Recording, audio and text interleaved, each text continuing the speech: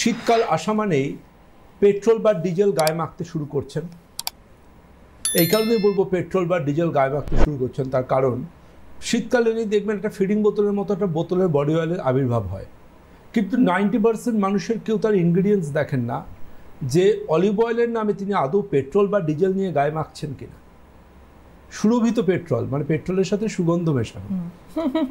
তো আলটিমেটলি এই আমি বলবো শীতকাল এলে আপনার ভালোবাসার ত্বকে আপনি পেট্রোল বা ডিজেল বডি অয়েলের নামে যেটা মাখছেন সেটা না মেখে যদি আপনি শুধুমাত্র আপনার ত্বককে একটু সঠিক এই সমস্যাগুলোর জন্য ভালোবাসা দেন, কেমন হয়? সঠিক একটু ভালোবাসা, যে ভালোবাসাটায় আজকের এই পুজোর আগে স্পটলেস স্কিনের প্রথম পর্বে আমি আপনাদের জানাবো। আপনাদের থেকে একটা শর্ত থাকবে আমার।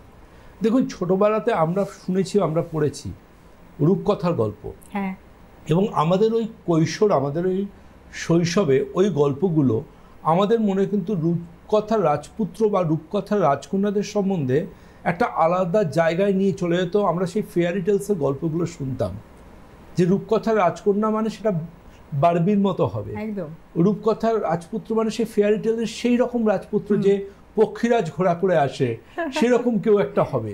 কিন্তু আলটিমেটলি তো সেটা নয়। কিন্তু ভগবান আমাদের যেটুকু সৌন্দর্য দিয়েছেন, আমরা যদি সেই সৌন্দর্যটুকুকে ধরে রাখি তাহলে সেটা কিন্তু অনেক বড় প্রাপ্তি।